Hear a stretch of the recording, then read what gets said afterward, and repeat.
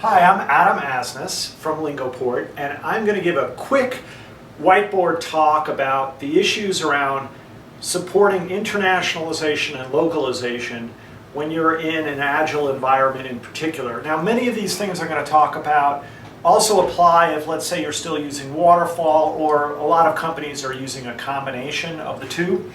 But go with me here on this.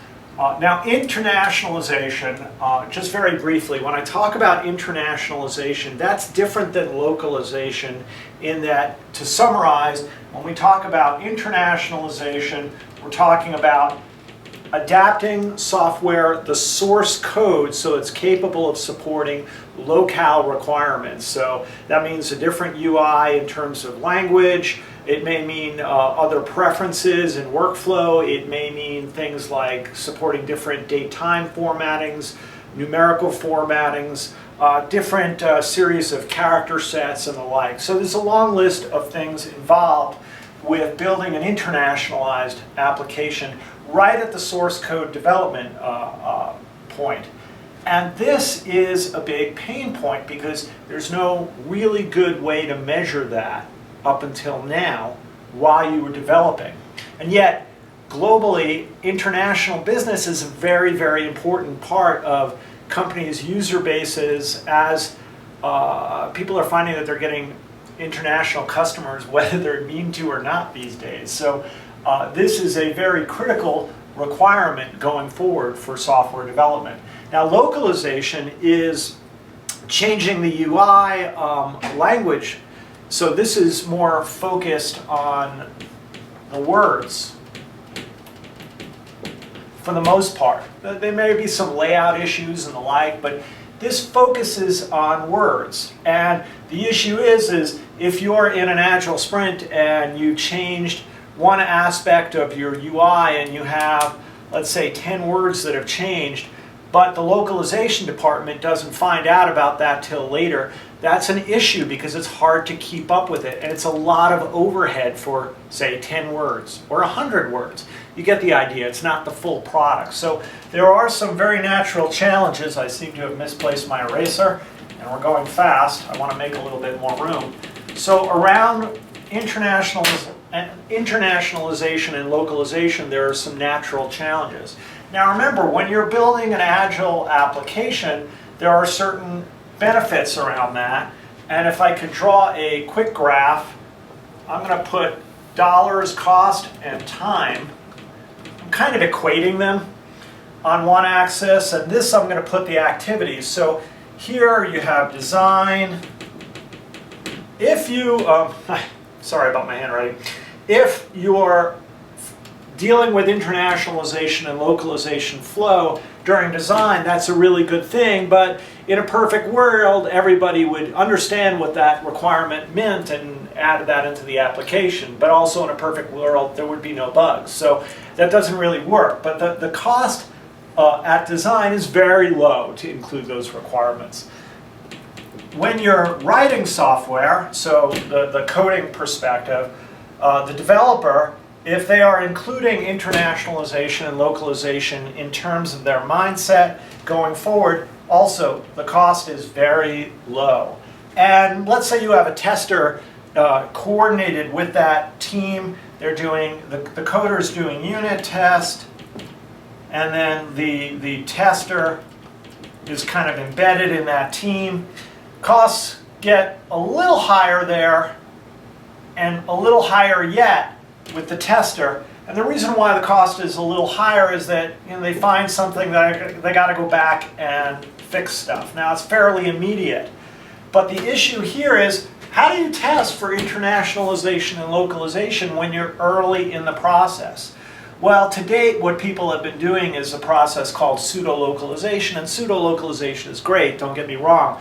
But people talk about it like it's the be-all, end-all, and it's really, really not. In fact, it forces you into this test stage, and more likely, where you're at is a bigger test stage, or even after localization that you're testing. Now, once you're up there, your costs are way up here because you've got to have you know, the project manager has to report the bug, it has to be reviewed, it has to be then fixed, and let's say it gets fixed, but it creates another bug, it gets caught in testing again, and you get a loop. It's very natural. This is just how it goes. So this is not the place where you want to find things. And that is the way the system is built, even if you're really pretty advanced on your internationalization and localization testing. Now, what I'm proposing here is something new. We've always talked about this with Globalyzer at the code level, finding things, but we've just found a way and packaged it up to make this so easy. There are no tools to learn for the developer, nothing at all. We're simply taking that point of which people are writing code and integrating with the source code, and we set it up. It's good to go, and in a dashboard you see things like charts and the like and itemized issues that say, hey, you have this amount of issues, there's a drill down point, and you go literally right to the point in the code base, the line of code of where that issue is. So again, over here, you're testing, and you say, oh, I found something in the interface that's wrong. First of all, there's a problem with that in that not everything's in the interface. You just can't find everything in the interface to begin with because it's hard to test everything and see it all. The second thing is the nature of internationalization is it's not all about UI. You may be passing a string through your application in such a way that it gets deprecated further down the line or broken in some format like a date-time format. You just never see it if you're looking for it here with pseudo-localization alone. Now remember, I'm not saying pseudo-localization stinks, you shouldn't use it. You should use it, but it belongs here in testing, not here. What we're doing is we're seeing at the source code level what's going on regarding internationalization. The second thing we're tracking is we're tracking at the code level if there's been a change to the UI, if there's been a change to the resource files, and then we're doing things like verifying issues like is there a proper allocation of the resource file key? Are you duplicating keys? Are you properly handling and building those files? And so we source those for violations and the like, and can then automatically package these localization ready files for localization. When you get them back, we automatically insert them in the code. So you have integrated internationalization, checking code as you go. The localization team actually sees the clear changes that they're going to have to deal with when they're ready to localize. We verify that, so there's no going back and fixing localization files. There's no need to. Package it up.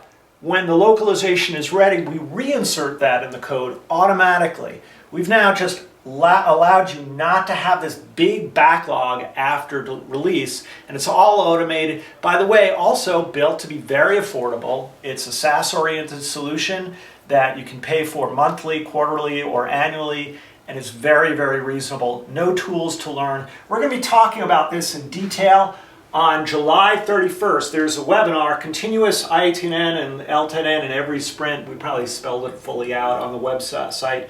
i18n is short for internationalization, L10n is short for localization. I didn't make up those. They're real. They're real. Anyway, go to lingoport.com and sign up for that webinar if you're viewing this before July 31st, 2013. If it's after that, go to our site anyway, click on the resources section, go to the library on webinars, and you'll be able to search on that and see the recording after it's done. Thank you very much, and please watch more of our videos and visit lingoport.com. I almost forgot. I was supposed to say something. I was supposed to say Globalyzer Express. The product I'm talking about is called Globalyzer Express. I forgot to say that. That's kind of important. Thanks.